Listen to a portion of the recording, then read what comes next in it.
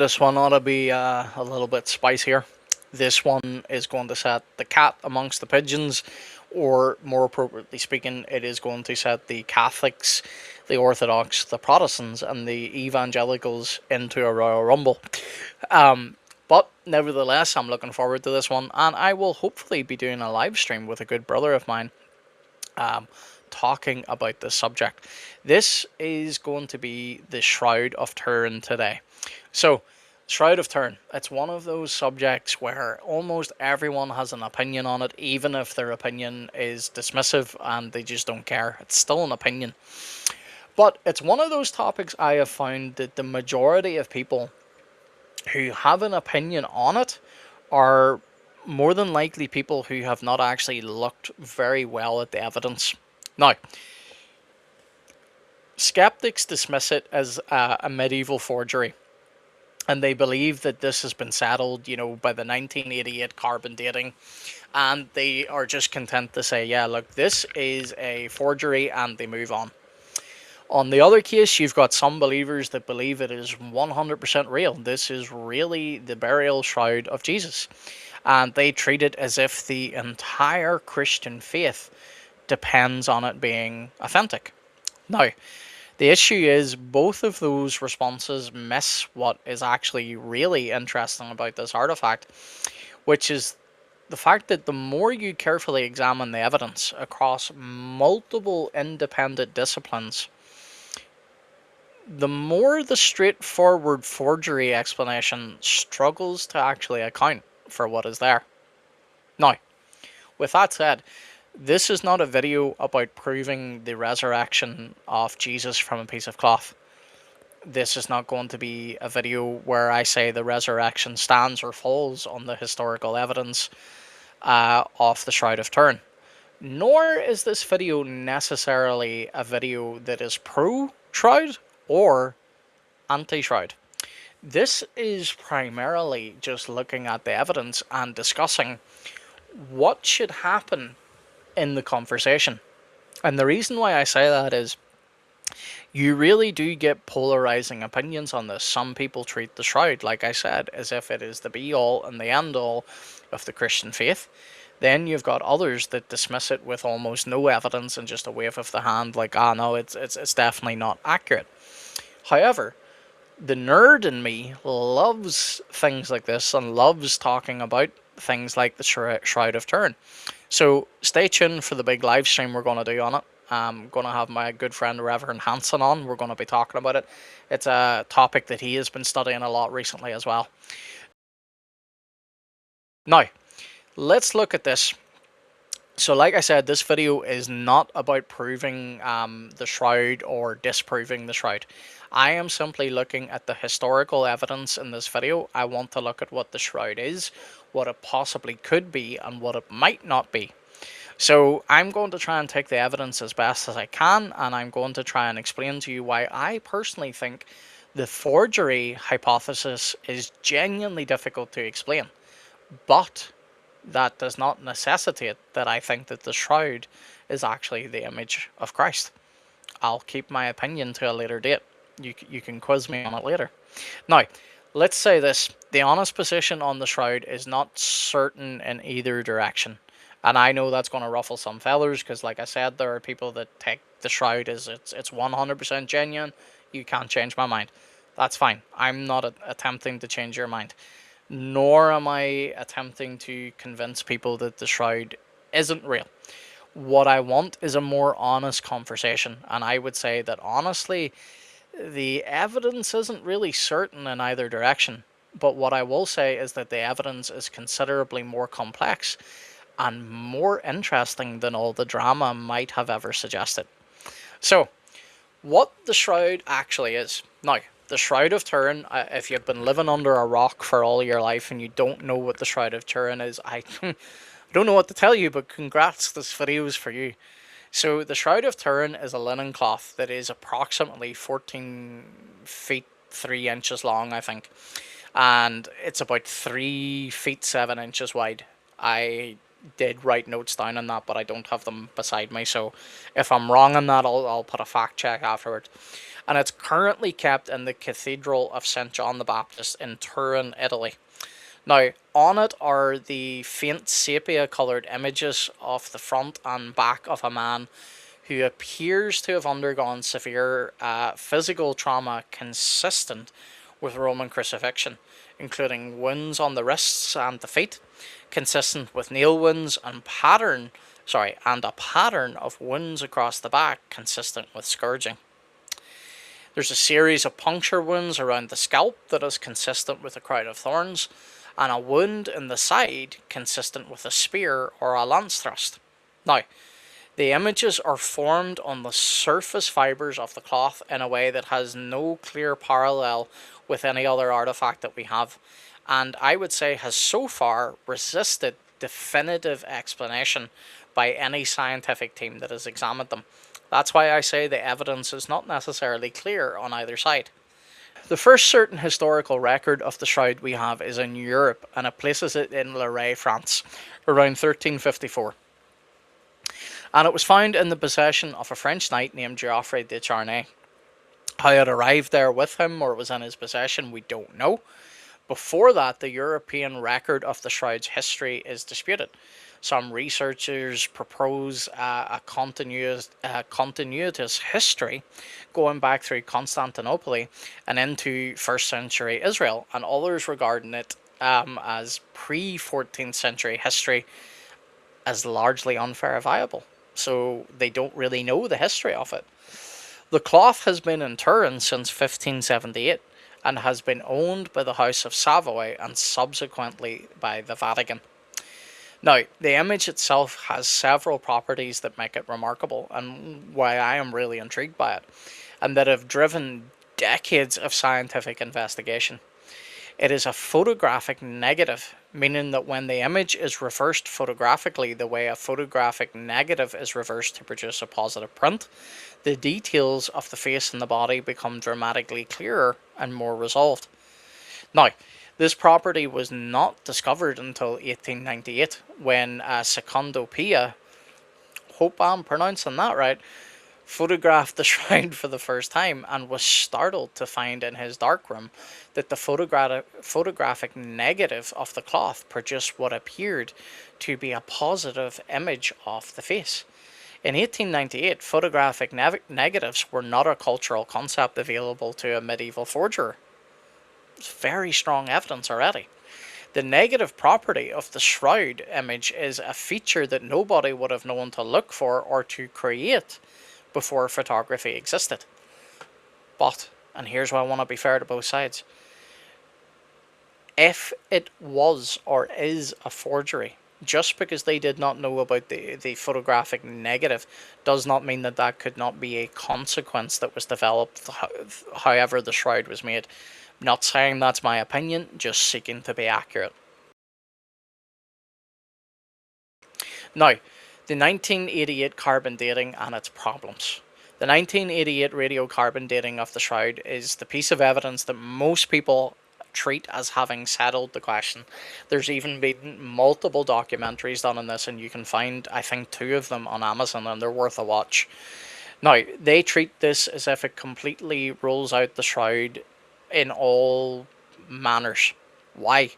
Well, in 1988, 3 independent laboratories at Oxford, Zurich, and the University of Arizona were given very rare access to the shroud. They were given samples cut from a corner of the shroud and asked to determine their age using accelerator mass spectrometry radiocarbon dating. All 3 laboratories produced results that converged on date range of approximately between 1260 to 1390 AD, with a midpoint of around maybe 1325, which would place the cloth's origin in the medieval period, consistent with its first certain historical appearance in France 1354.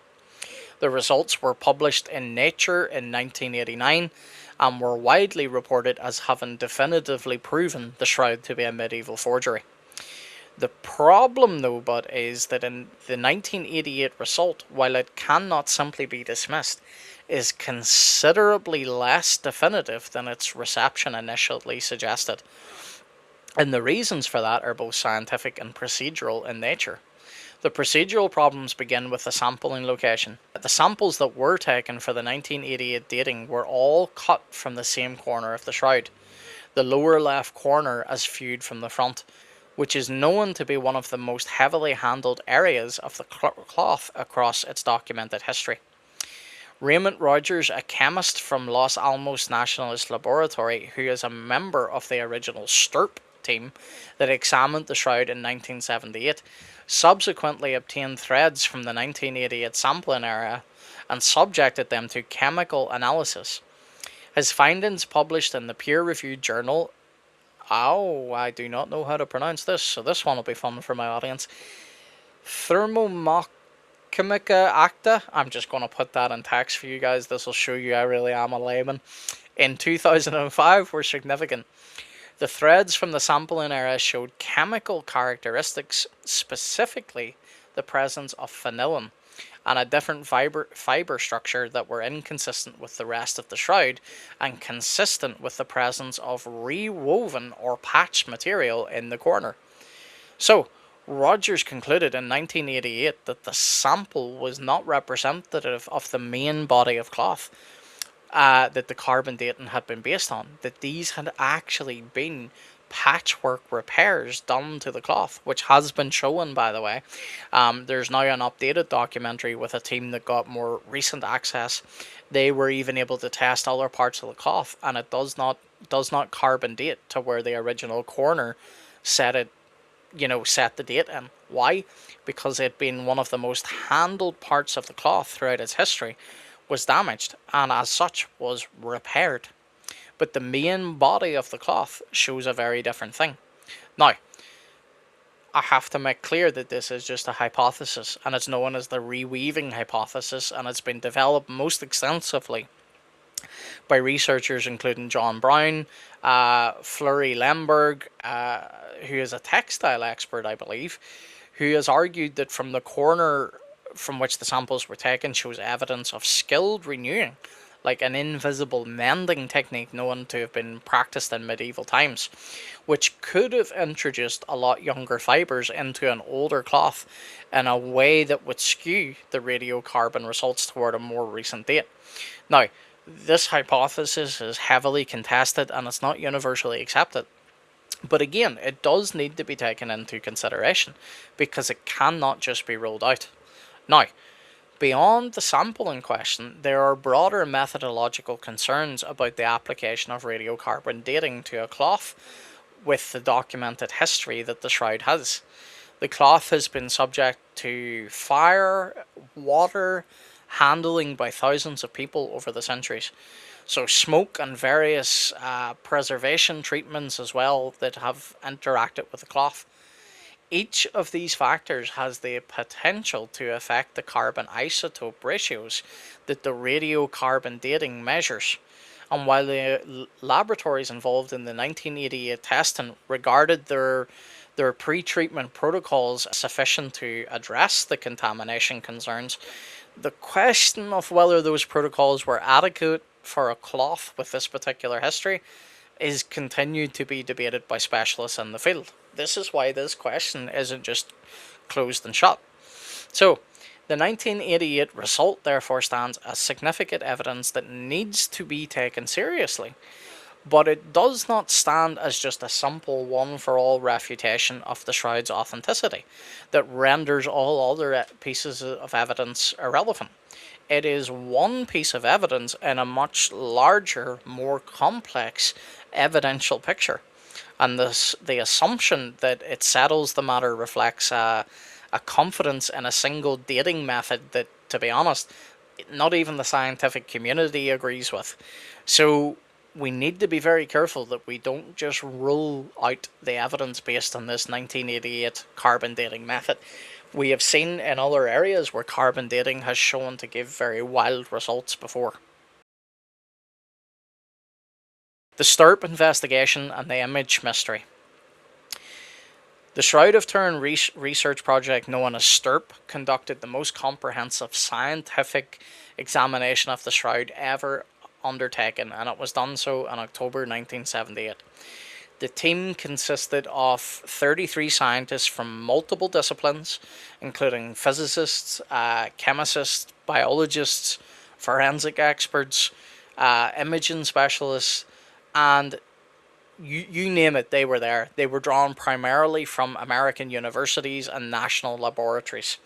Now, they had continuous access to the cloth for 5 days, which, by the way, is pretty much unheard of. This cloth is normally kept under lock and key. But they had continuous access to the cloth for 5 days and brought approximately 8 tons of scientific equipment with them. Now, their collective findings, published in peer-reviewed journals over the following years, represent the most rigorous scientific engagement with the Shroud in its history, and they produce results that are still being discussed and still being debated today. The central finding of the STURP investigation was that the image on the Shroud is not, and I repeat, not, the product of any pigment, of dye, of paint, or stain that the team could identify. Ultraviolet fluorescence, X-ray fluorescence, infrared, microchemical testing all failed to find evidence of applied artistic media in the image. The image resides on the topmost fibers of the linen threads, affecting only the outmost layer of those fibers, and it does so with a uniformity across the image that is inconsistent with how any known painting or printing technique applies material to a surface.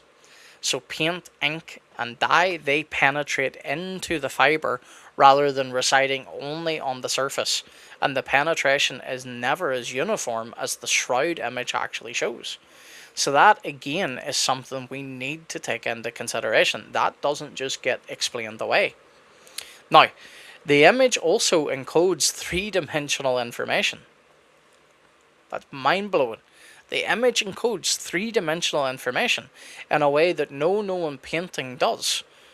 In 1976, physicists John Jackson and Eric Jumper applied VP8 image analysis software developed for mapping topographical data from NASA satellite imagery to photographs of the Shroud face. When the grayscale values of a conventional photograph are fed into the VP8 analyzer, the software produces a distorted and dimensionally incoherent result, because conventional photographs encode visual perspective rather than distance information.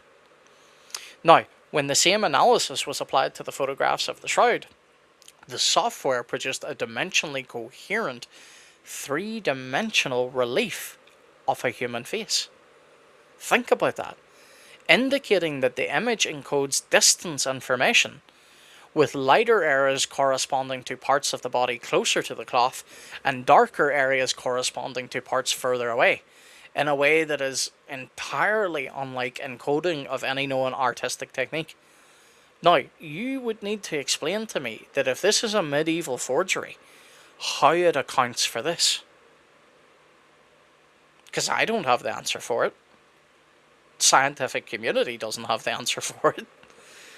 But you don't get to just broad brush it and wave it away and say, oh, you know, it's still a forgery. If it's a forgery, explain this. Now, the mechanism by which the image was formed remains genuinely unknown. This is why this is a debate. The STURP team's final consensus statement, published in 1981, concluded that the image is not, and I repeat, not, the product of artistic techniques, and that its formation is still genuinely unexplained. Now, like I said earlier in the video, unexplained does not mean that it does not have an explanation. It just means we do not have one right now. So I'm not arguing that this is the genuine burial cloth of the Lord Jesus Christ. But I am also not arguing that it's not. This is something that needs to be looked into. It needs to be studied. And we may not have an answer in my lifetime or a couple of lifetimes, but it does not mean there never will be an answer. And even if there isn't an answer, this is still very cool. You cannot say that this is not cool. That's why I don't get the people that just hand wave it. Okay, you don't think it's Jesus, that's fine. Look into it at least. Now, various hypotheses have been proposed over the subsequent decades, including contact with the body, diffusion of body gases, some form of radiation or an energy burst associated with the resurrection itself, which is the most common for those that believe that this is the burial shroud. They believe that when the Lord resurrected, there was a burst of resurrection light, and it somehow imprinted his image onto the cloth. However, there has been no form of medieval technology that has yet to be identified that it could be responsible for doing this. None of these hypotheses has achieved scientific consensus. The image formation question remains open in a way that is unusual for an artifact like this that has been studied with such a level of intensity. And that's why I find it interesting, because you have all these teams of researchers that had access to this cloth. All the modern for that day, like the 80s and the 70s and the 80s and the 90s. Far more modern technology than what was available in the medieval not area. And they still cannot give an account for how it happened. Now, the bloodstains, the pollen, and the coins. Now, beyond the image itself, several other features of the shroud have been the subject of an intense investigation and have produced results that are relevant to this question of its origin and its authenticity. The bloodstains on the shroud have been examined by multiple researchers including Alan Adler. Now, he is a specialist in why do I forget his specialty? It's in a speciality within chemistry. Forgive me, folks. I completely mind blanked on it right now. But he comes from the Western Connecticut State University, and then you also have the late John Heller of the New England Institute. Now, their analysis, published in peer-reviewed journals, and I need to repeat that, peer-reviewed, in the early 1980s, concluded that the stains are consistent with human blood, and they identified the presence of hemoglobin, bile pigments, and the protein serum albumin. I have no idea if I'm pronouncing that part right, but it's there. The blood appears to have been present on the cloth before the image was formed. Think about that. The blood appears to have been present on the cloth before the image was formed, meaning that the image formation process worked around the blood rather than through it, which is inconsistent with artistic techniques that would typically apply, the image before adding any detail to it. More recently, a gentleman, Giulio Fanti of the University of Padua, he has identified what he claims are nanoparticles of creatine and for ferrihydrite in the blood samples. Now, the reason why this is interesting is he says that this is consistent with a person who had undergone severe trauma. The blood distribution on the shroud is forensically significant. The wounds are anatomically consistent with Roman crucifixion, as we know it and understand it from archaeological evidence, including wounds at the wrists rather than the palms, which medieval artistic imagery often got wrong.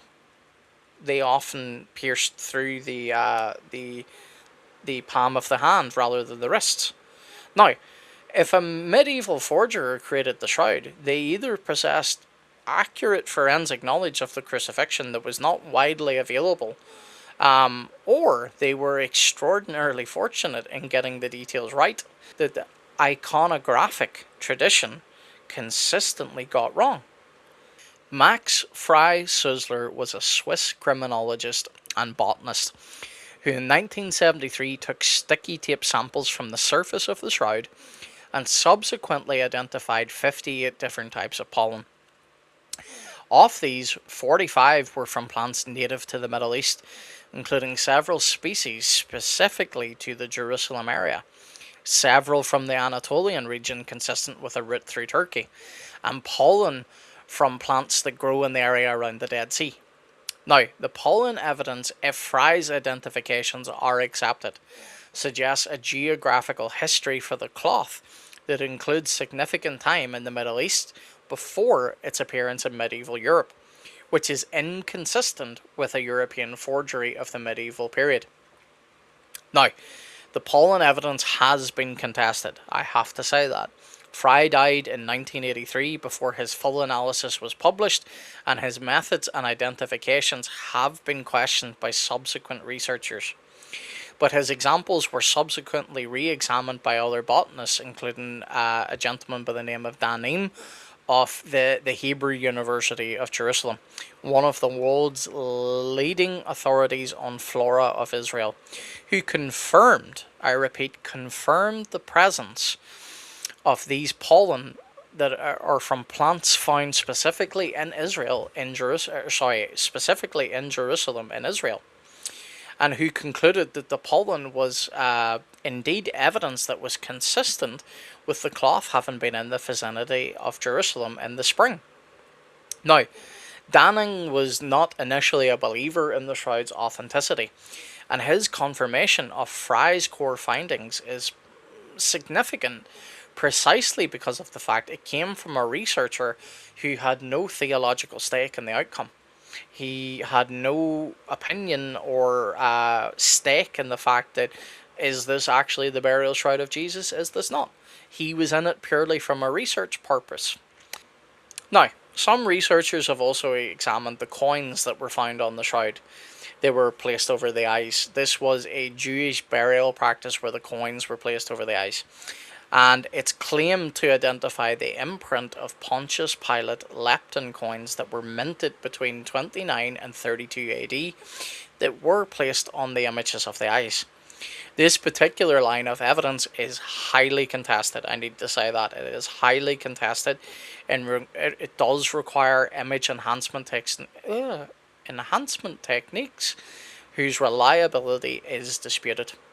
And it would be overstating the case or the evidence to present it as established fact. But it's worth noting that it is presented.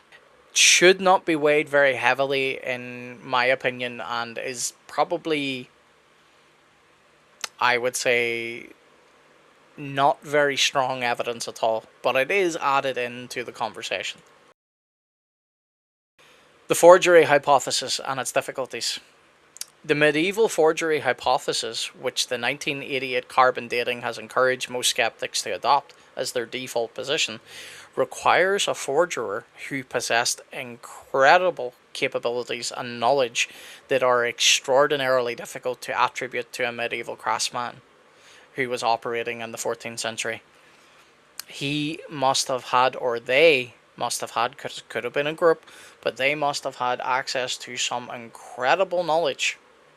Not just about the wounds, but in order to get the detailing of the 3D effect of the face, in order to get the negative image, that must have been an incredible craftsman. Now, the forger would have needed to create an image that encodes three-dimensional distance information in a way that was no known artistic technique produced. And it wasn't even discovered until the 20th century image analysis technology was applied to it. He would needed, or again, they would have needed to apply that image only to the topmost fibers of the linen threads with a uniformity and surface specificity that no known painting or printing technique achieves.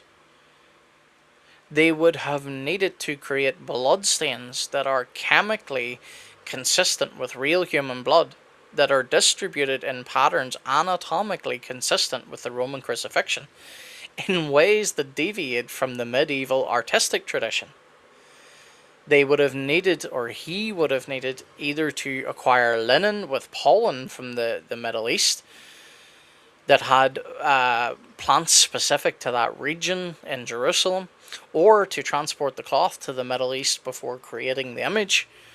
And he would needed, or they would have needed, to do all of this in a way that left no chemical trace of the artistic media that was used. something that has resisted identification by the 20th and 21st century analytical chemistry and all of her technologies, that has produced no documented contemporary account of how the technique worked or who even developed it. Now, I'm someone that likes to go where the evidence leads. I'm still forming my opinion on this. But I do have to say that the image is, sorry, not the image, the evidence is strong. Because whenever you look at the description of all of this, it's not the description of a forgery in my mind. It is a description of a feat of incredible artistic and scientific achievement, if it is a forgery. But to be honest, it would have been beyond the capabilities of the most sophisticated craftsmen of the medieval period, and that would have required, as I said, the intense required knowledge of autonomy, forensics, chemistry, and imaging that simply did not exist in the 14th century Europe. And that's not me trying to be anachronistic and reading back in and saying, earlier centuries dumb. No. In fact, the opposite, because if that was possible, the method would have been preserved. It would have been written down. It would have been like that. It's incredible. It's just simply incredible. Anyway, the medieval forgery hypothesis is not impossible either. I want to state that. But the level of sophistication it would require should give anyone who holds to the forgery hypothesis enough reason to reconsider whether they have actually examined the evidence or not.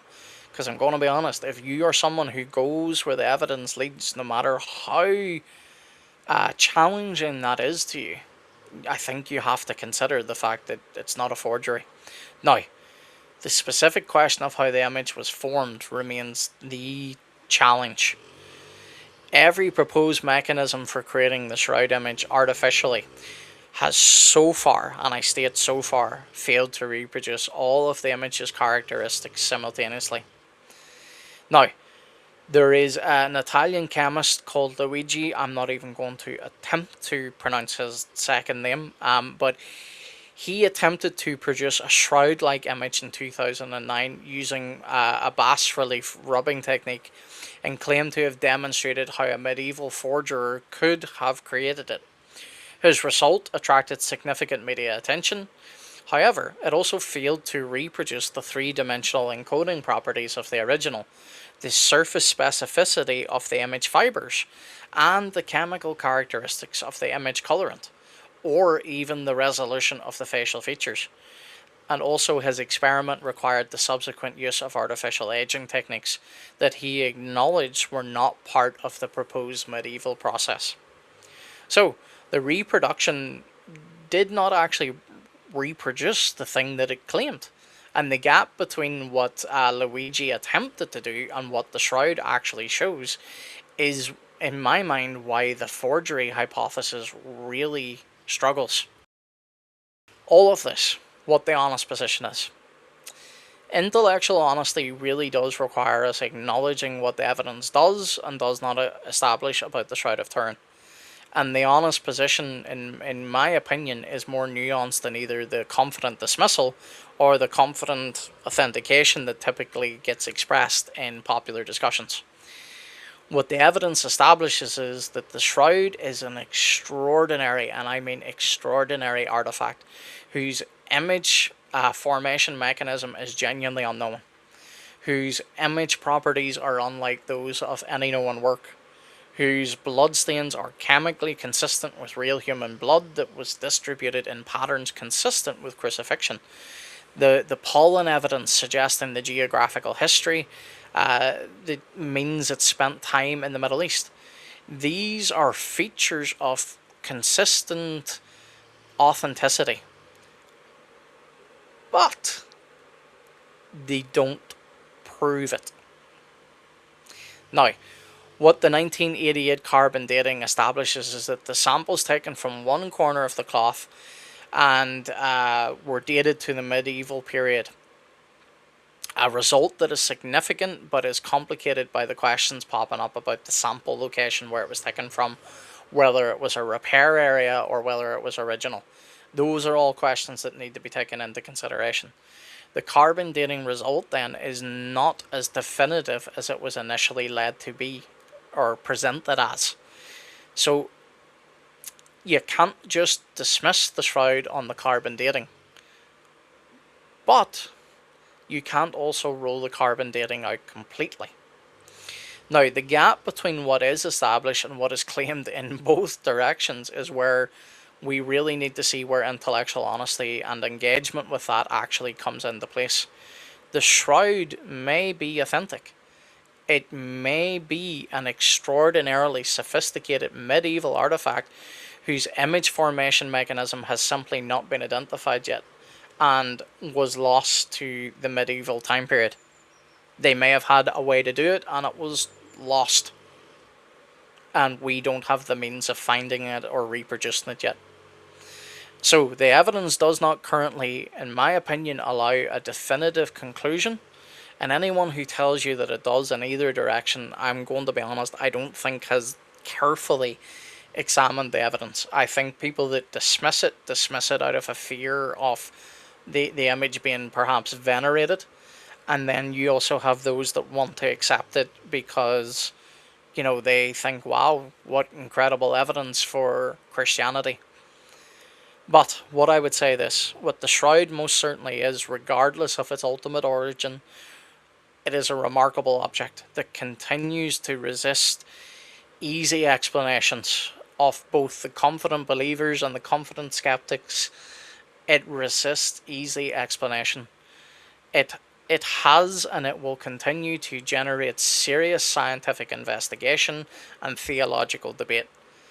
All of this is worth paying attention to, and I think, quite frankly, is very, very cool. Now, Shroud of Turin, to wrap up, it sits in an unusual category. It's not an argument for the resurrection. It should never be presented as one. You can maybe point to it briefly, but I wouldn't bank much on it.